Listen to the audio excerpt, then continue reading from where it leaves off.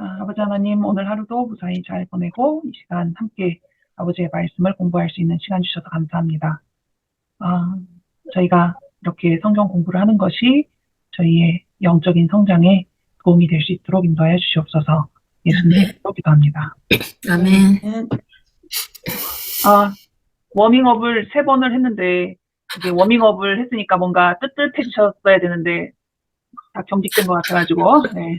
하율이 때문에 다 잊어먹었네. 하율이 때문에. 나 잊어먹었어. 하얘졌어. 자, 이제 워밍업은 끝났고요. 제가 첫 시간에 복음 조화라는 거를 말씀을 드렸잖아요. 그래서 사복음서를 뭐 마태복음만 하는 게 아니라 이제 왔다 갔다 하면서 그 복음 조화의 순서대로 한번 예수님의 탄생부터 승천까지 가보도록 하겠습니다. 오늘은 아기 예수의 탄생이라고 제목을 붙여봤어요. 자, 이제 이거는 외우지는 못해도 눈으로는 익숙해지셨을 것 같은데 오늘 하는 부분은 여기 BC 한 6년에서부터 BC 3년 사이에 일어났던 일이 아닐까라는 생각을 합니다. 자, 사복음서에서 예수님의 출생 기록을 보여주는 책은 어떤 책입니까? 마태? 예, 마가복음인지 누가복음인지. 예, 2개의 책인데 답이 나오긴 했어요. 마태복음과 누가복음. 그러면 이 2책 중에서 어떤 책이 좀 더 자세할까요? 누가? 네, 누가복음이 좀 더 자세한 편이긴 합니다. 그렇지만 이 똑같은 걸 다루지는 않기 때문에 한번 보도록 하죠. 먼저 누가복음 1장 4절부터 2장 40절까지 예수님의 출생과 관련된 이야기가 나오고요. 마태복음에서는 1장 18절부터 2장 23절까지입니다. 자, 누가복음 1장에서부터 보면은 먼저 침례 요한이 태어날 것에 대한 예고하는 장면이 나오죠. 사가랴는 당시에 제사장이었어요. 그리고 사가랴의 부인의 이름은 엘리사벳입니다. 이 두 사람은 사실 우리가 워밍업을 하면서 이제 그런 부분을 살짝 다룬 거는 같은데 뭐 정치도 그랬지만 종교적으로도 많이 부패가 됐다고 해야 될까요? 그런 상황이었지만 이 사가랴는 존경받는 제사장이었어요. 그렇지만 이 사가랴에게 천사가 나타났을 때 천사가 아들을 낳을 거라고 했을 때 사가랴가 믿지를 못했잖아요. 그래서 아이를 낳고 이름을 지을 때까지 말을 못하는 상태로 있게 됩니다. 그리고 뭐 그러나 저러나 엘리사벳은 아이를 잉태를 해요. 마치 구약에서 아브라함과 사라의 이야기를 보는 것과 비슷한데 사라하고 비슷하게 이미 엘리사벳도 아이를 낳을 수 없는 상태, 그 나이가 되었습니다. 그런데 하나님이 아이를 주신 거죠. 기적의 아이입니다. 그리고 나서 이제 한 5개월 정도 엘리사벳이 숨어 지냈다 이런 표현이 있는데 왜 그 표현이 있는지는 정확하게 모르겠지만 어쩌면 그 다음에 나오는 그 마리아가 이제 천사를 만나는 그때까지의 시간 간격을 알려주는 표현 중에 하나가 아닐까 싶어요. 마리아에게도 천사가 나타나서 너가 아들을 낳을 거다 라는 얘기를 하죠. 그런데 제사장이었던 사가랴하고는 좀 다르게 이 마리아는 그게 어떻게 가능합니까? 이런 질문을 했지만 성령으로 그런 일이 일어날 것이다 라고 했을 때 자기에게 그 일이 일어나리라는 것을 믿었죠. 그리고 받아들였죠. 그리고 뭐 이거는 사가랴하고 엘리사벳과는 달리 성령으로 잉태하는 것이었기 때문에 마리아가 그 말을 받아들이고 나서 뭐 즉시인지 아니면 조금 있어서인지 잉태를 하게 되죠. 그리고 마리아는 엘리사벳을 만나러 갑니다. 마리아의 살던 곳은 어딜까요? 유명한 이름입니다. 예루살렘? 그 우위 쪽에 있는 동네입니다. 우위 쪽에. 갈릴리 지역에 있는 나사렛이었어요. 원래가 나사렛이에요. 근데 마리아가 엘리사벳을 방문하러 가는데 엘리사벳이 살던 지역은 유대 산지라고 나옵니다. 저 아래쪽에 유대 지방입니다. 거기를 방문을 했더니 글쎄 엘리사벳 안에 있던 요한이 예수님을 잉태한 마리아가 오니까 복중에서 뛰놀았다 이런 표현이 나오죠. 범상치 않은 두 아이가 엄마 뱃속에 있을 때 둘이 만나는 일이 있었는데 이 두 여인은 사실 엘리사벳은 과학적으로 아이를 낳을 수 없는 시점에 아이를 가진 거고 마리아는 과학적으로도 가질 수 없고 사회적인 어떤 법이라고 할까요? 그런 상황에서도 가지면 안 되는 여자가 아이를 가진 거잖아요. 여하튼 그 범상치 않은 두 아이가 엄마 뱃속에 있을 때 이제 만나고, 이 여인 두 명이 3개월 정도를 같이 있습니다. 나이가 많았던 엘리사벳에게는 젊은 마리아가 같이 있는 게 상당히 큰 도움이 됐을 거예요. 더군다나 남편은 말도 못하는 상황이잖아요. 음. 그렇게 있으면서 엘리사벳이 해산할 때는 마리아가 없었습니다. 네. 그렇게 됐고 엘리사벳이 드디어 아이를 낳고 이름을 뭘로 지을까를 결정할 때 사가랴가 엘리사벳이 말한 요한을 이제 정하면서 입이 열리는 상황이 됐죠. 왜냐하면 그 이름이 천사가 지정해준 이름이기도 했기 때문에. 그러면서 요한에 대한 관심이 이제 주변에 되게 커지는 상황이 됐습니다. 그 다음 이야기는 요셉과 마리아가 호적명에 따라서 베들레헴으로 호적하러 여행하는 이야기로 이제 넘어갑니다. 그때 마리아는 배가 이제 만삭이 된 상황이었고요. 그리고 마리아가 베들레헴에 갔을 때 아이를 낳죠. 그 아이의 이름이 예수입니다. 그리고 예수님이 태어나셨을 때 천사들이 목자들에게 이제 그리스도가 나셨다라는 것을 알려주니까 목자들이 예수님을 방문을 했습니다. 그리고 8일째 되는 날 그들의 유대인의 법에 따라서 할례를 주고 이름을 예수라고 공식적으로 이제 짓게 되는 그런 절차가 이루어집니다. 그리고 40일이 되면은 무엇을 합니까? 태어난 지 40일이 되면 할례는 봉헌식인가? 그렇죠. 봉헌식이라고도 해요. 우리 현대로 보면은 봉헌식이고 이 사람들 말로는 정결 예식, 더 줄여서 결례라고도 합니다. 이 40일째 되는 날 베들레헴에서 예루살렘으로 올라가서 이 정결 예식을 성전에서 하고 거기에서 시므온과 안나라는 두 사람을 만나죠. 이 두 사람은 신실하게 하나님을 믿는 사람들이었고 자신들이 죽기 전에 이 그리스도를 만났다는 것을 너무나 영광스럽게 생각하고 기뻐하면서 하나님을 찬양하고 또 특별히 시므온은 마리아에게 앞으로 될 일들을 이제 예언을 해주죠. 너의 마음이 칼로 찌르듯 할 것이고 뭐 이런 얘기 있잖아요. 그리고 나서 누가복음에 나오는 이야기는 그 다음에 갈릴리 나사렛에서 이제 성장을 했다라고 이제 표현을 하고 있습니다. 근데 여러분이 아는 이야기 중에 여기서 빠진 이야기가 무엇이 있습니까? 예수님의 출생과 관련해서.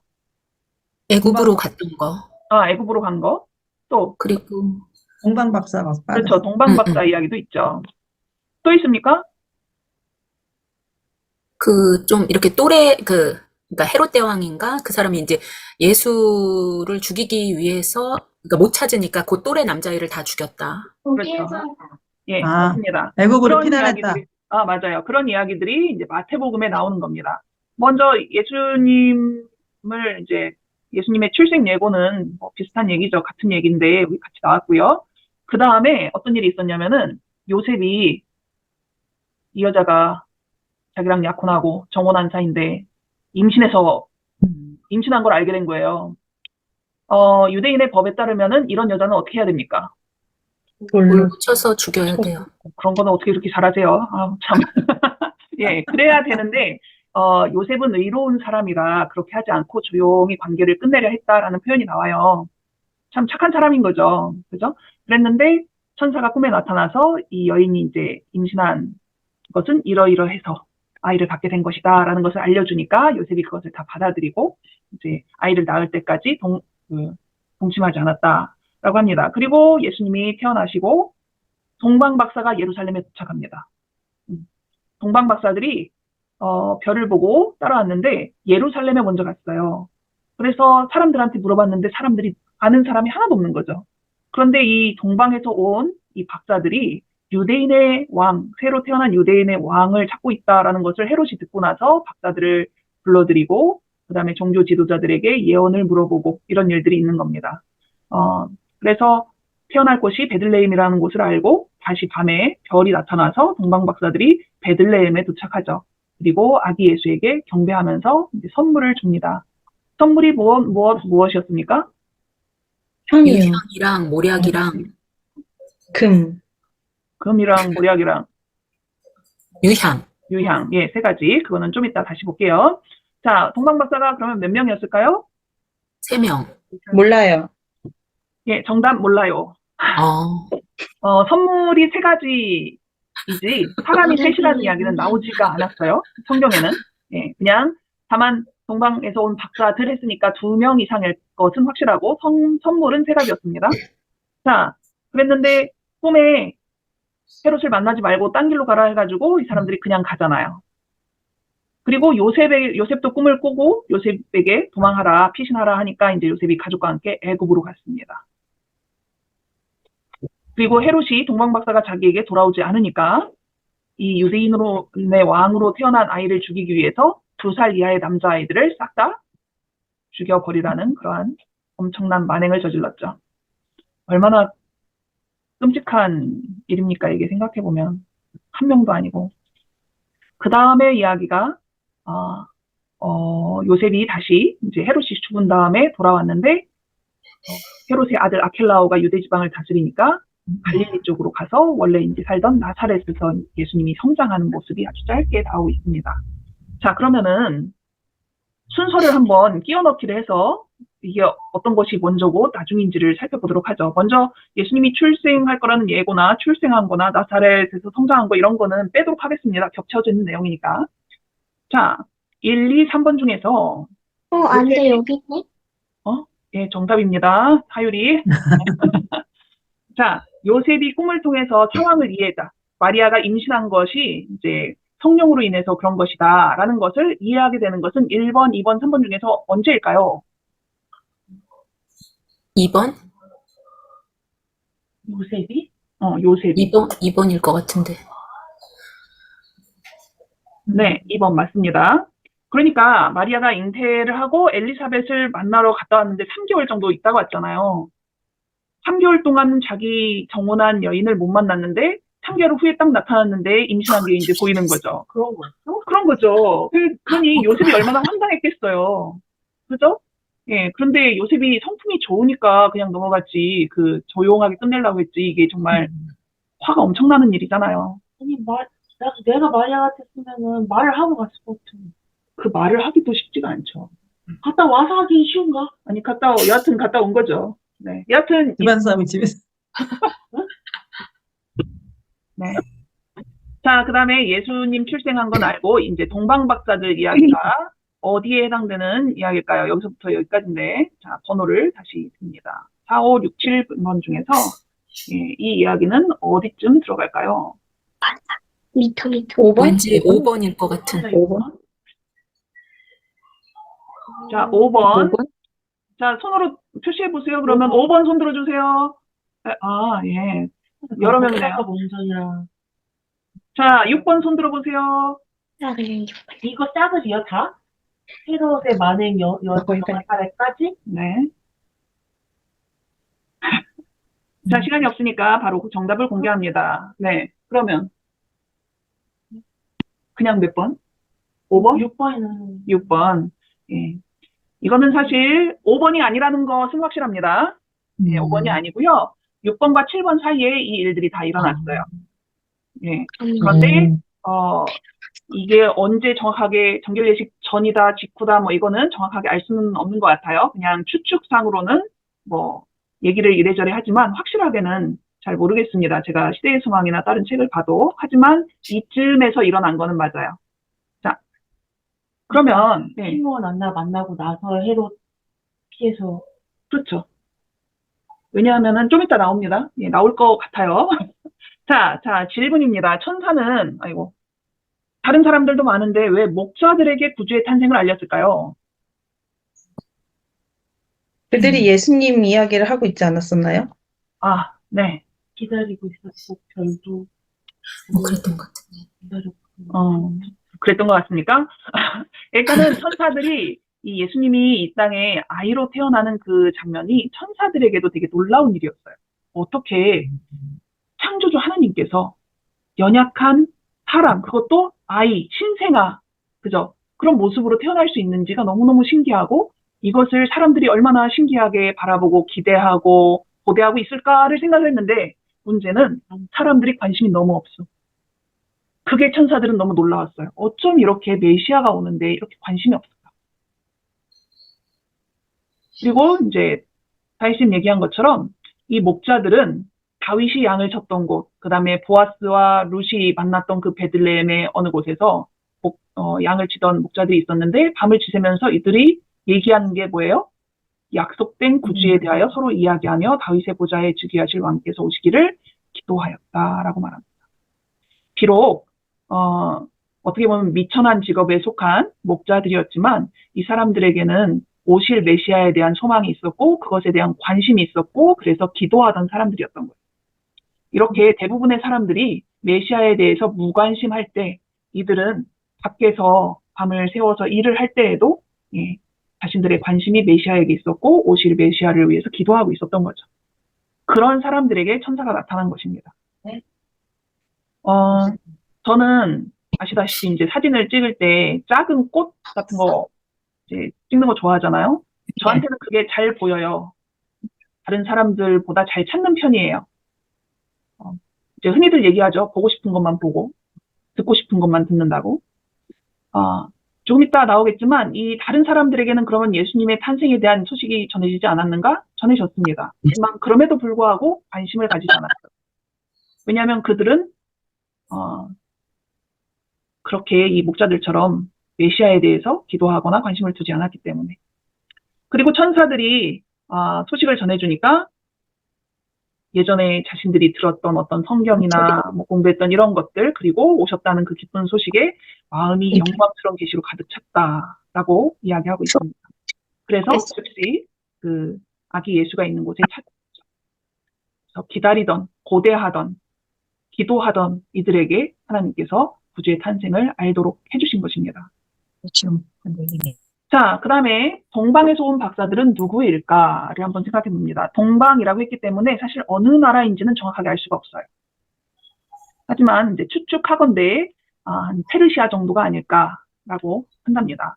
자, 그러면 여러분이 생각하기에 동방 박사들은 어떤 사람들이었을까요? 여러분이 아는 동방 박사에 대한 정보는 무엇이 있습니까? 동방에서 왔다. 예. 왠지 별을 천문학에 연구하던? 뛰어날 것 같은. 별을 연구하던.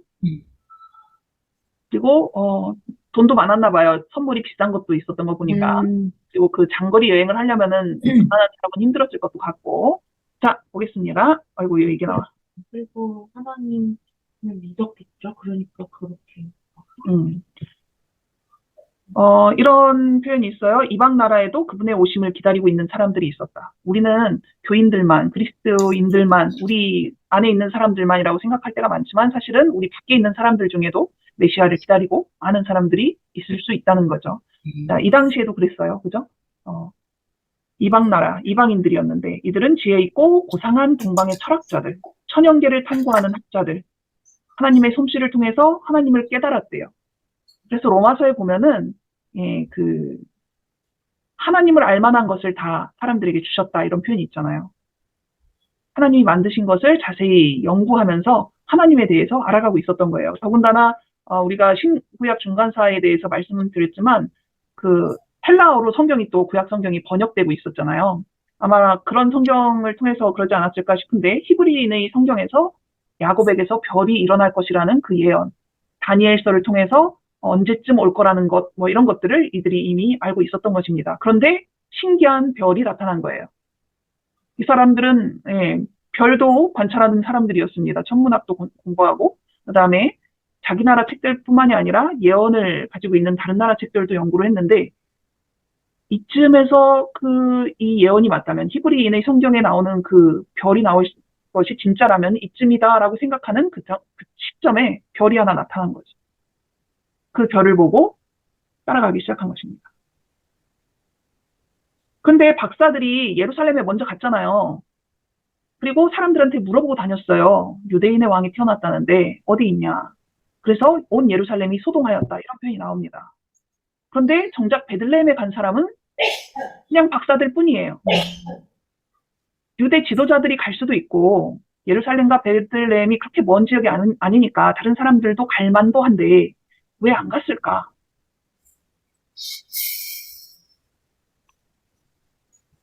네, 침묵으로 일관하실 것 같습니다. 사실 그 목자들은 예수님이 태어나신 다음에 얼마 안 있어서 그 아기 예수를 본 거예요. 그리고 이 동방 박사들은 여행하는 기간이 걸렸기 때문에 훨씬 나중에 왔습니다. 그리고 목자들이 아기 예수를 보고 와서 사람들한테 막 얘기하고 다녔어요. 예수가 메시아가 태어났다, 우리가 봤다, 부유에 있다, 뭐 이런 얘기를 한 거예요. 그런데 사람들이 무시했어요. 이미 들었지만, 그런 소문을 들었지만, 예, 무시하고 있었습니다. 더군다나 랍비나 이런 지도자들은 기분이 나빴어요. 살짝. 이 목자들의 말이 맞으면 하나님이 자기들은 빼놓고 이 비천한 사람들에게 그런 소식을 알게 하고 만나게 해준 거잖아요. 그거를 받아들이면은 너무 자존심이 상하는 거예요. 기분이 나쁘죠. 우리가 하나님의 말씀을 더 잘 알고 가르치는 사람들인데 우리를 건너뛰고 하나님이 저렇게 비천한 사람들에게 이렇게 되는 거죠. 그런데 좀 이따가 동방 박사들이 또 나타나서 이런 얘기를 하고 다니는 거예요. 기분이 또 나빠요. 왜? 이방인이잖아요. 유대인인 우리를 건너뛰고 이방인들이 그걸 안다고 받아들이고자 하지 않았습니다. 그래서 헤롯 왕이 불렀을 때 예언에서는 베들레헴에 태어날 것이다, 뭐 이런 거 알 만큼 알 거 아니에요. 알지만 가고 싶지 않았죠. 예, 보고 싶지 않았고 믿고 싶지 않았고 듣고 싶지 않았습니다. 그래서 그들은 가지 않고 오히려 사람들에게 잘못된 것일 것이다 라고 말하는 상황이 된 거죠. 그래서 여기 이렇게 나옵니다. 그들은 그 일이 사실인지 알아보기 위하여 베들레헴에 가보려고조차 하지 않았다. 그래서 그들은 가지 않았습니다. 아무도. 잠시 소동은 있었으나 예루살렘에서 아무도 예수님을 보러 가지 않은 이유는 이러한 이유 때문이었습니다. 자, 그러면은 좀 흥미있는 질문을 해볼까요? 박사들이 봤던 별은 어떤 별일까요? 항성일까요? 행성일까요? 위성일까요? 유성일까요? 자, 1, 2, 3, 4번 중에서 답을 선택해보세요. 박사들이 봤던 별은 어떤 별이다? 유성. 유성. 이 중에 있어요? 그렇죠. 못된 질문이었죠. 네. 그럼 정답은, 예, 정답은 제 옆에서 나왔는데, 혹시 들으셨나요? 천사를 그냥 유성. 항성도 유성도 아니었다. 정확하게 말씀드리자면은, 여기 나온 것처럼 천사들의 무리였습니다. 다시 말해서 예수님이 태어나셨을 때, 베들레헴의 목자들에게 천사들이 나타났잖아요. 그 천사들은 하늘에 있었을 거 아니에요, 공중에. 멀리서도 보이는 것입니다. 동방 박사들이 있는 곳에서도 보이는 거예요. 목자들은 그 천사들을 직접 만나고 예수님을 만나러 간 거고, 이 별을 연구하던 이들에게는 그냥 그것이 특별한 별로 보였는데, 예언을 그동안 공부했고 그랬기 때문에 성령의 이끌림을 받아서 별을 따라 예수님을 만나러 갔던 거죠. 이 사람들이 두루두루 말씀을 연구하던 사람들이었던 거예요. 뭐 우상숭배자 이런 것이 아니라 천연계를 통해서 하나님을 알고 유대인들의 히브리인들의 경전도 연구해서 이제 알고 있던 사람들인 거죠. 그리고 그들이 그 이상한 별을 보았을 때 그 시점을 생각해서 메시아를 가리키는 별이라고 확신을 하고 따라가게 된 것입니다. 자, 그리고 세 가지 선물이 있었죠. 황금과 유향과 모략. 이 선물들이 나름의 이제 의미가 있습니다. 첫 번째, 황금은 주로 왕권과 관련된 그런 선물이에요. 물론 다른 의미도 있습니다. 사랑과 믿음을 상징하는 그런 물건이기도 합니다. 유향은 향이잖아요. 그리스도인의 향기. 모략은 쓴맛이 나나 봐요. 그리스도인의 순환과 죽음을 상징한다. 그런데 이 선물들이 다 비싼 거였어요.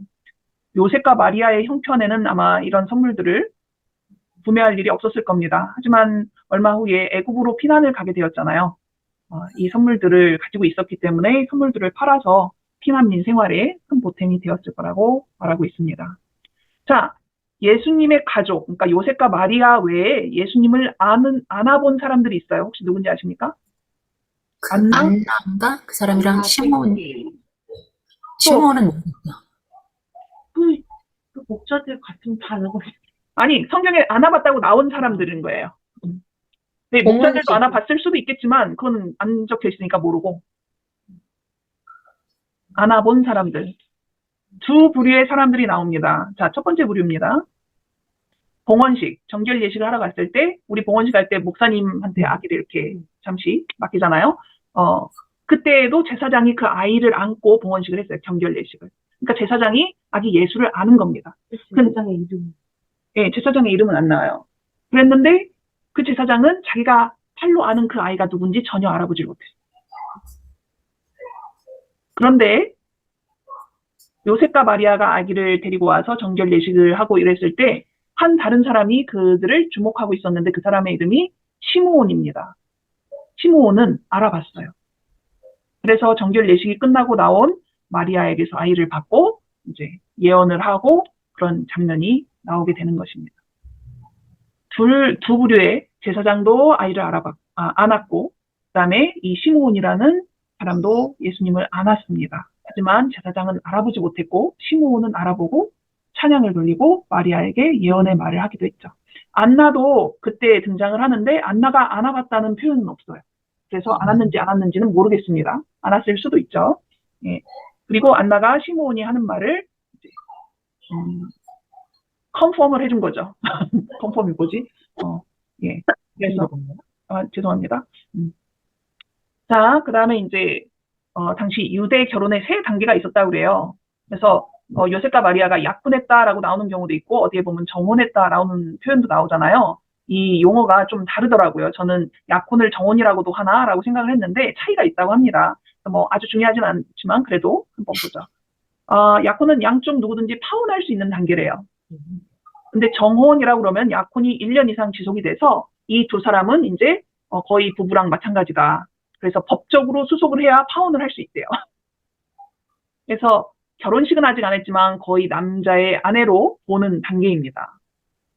그 다음에 결혼을 하면 결혼식을 한 다음에 이제 온전히 동거에 들어가는 단계인 거죠. 오늘 이야기에서 나온 마리아와 요셉의 처음 그 상황, 예수님을 잉태했을 때 그 상황은 어떤 단계였을까요? 약혼, 정혼, 결혼.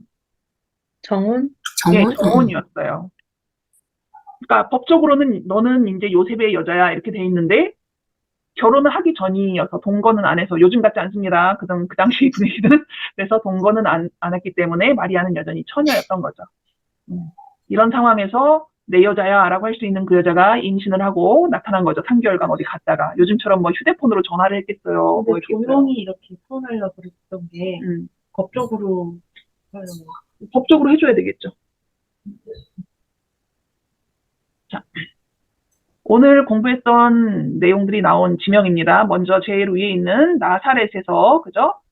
마리아가 소식을 들었고, 원래 거기에 살았었고, 그 다음에 여기 녹색으로 된 지역이 유대 산지가 이쯤이 아닐까라고 생각을 합니다. 정확하게 이름이 나오지 않고 유대 산지였기 때문에 어딘지는 정확히 몰라요. 이 사가랴와 엘리사벳이 살던 지역이 이쯤이 아닐까. 그리고, 베들레헴이 조금 아래고, 성전이 있던 예루살렘이 위쪽에 있죠. 나중에 애굽으로 도망간다 했는데 지도에 표시가 안 돼 있어요. 애굽은 저쪽 이쯤 가서 이제 애굽이라고 대충 표시를 해놨습니다. 그리고 동방 박사들은 지도에 표시가 안 됐죠. 저 위쪽 오른쪽에 어딘가에 있지 않을까라는 생각을 해보게 됩니다. 동방 박사들은 약 40일 정도의 여행을 한 거예요. 예수님이 정결 예식할 때쯤 해가지고 예루살렘이나 베들레헴에 도착했다라고 보니까. 그래서 40일간 여행한 거리를 대충 이제 사람들이 계획할 때 2,000km 이상은 되지 않을까. 밤에만 여행을 할 수 있었으니까 이제 그렇게 계산을 한다고 합니다. 자, 마무리합니다. 기다리던 이들, 고대하던 이들 또는 준비된 이들에게는 예수님의 초림이 좋은 소식이었고 그리고 그들은 알아차릴 수 있는 소식이었죠. 재림 때는 뭐가 다를까라는 생각을 해봅니다. 재림이 좋은 소식이 되려면 우리는 어떠해야 되겠는가라는 것을 생각해 볼 수 있는 이야기가 아니었나 생각합니다. 좋은 소식, 좋아요라고 부를 수 있을까요? 예수님의 초림에 예수님이 곧 재림하신다는 거에도 우리가 좋아요라고 할 수 있을까요? 그거는 각자에게 남아있는 숙제고 생각할 부분이라고 생각합니다. 시간이 별로 없어서 일단 기도를 하겠습니다. 하나님, 저희가 재림에 관심을 두고 살 수 있도록 도와주세요. 그래서 다른 그 무엇보다 위에 예수님이 재림이 저희 마음에 1순위가 될 수 있게 도와주세요. 예수님의 이름으로 기도합니다. 아멘. 네.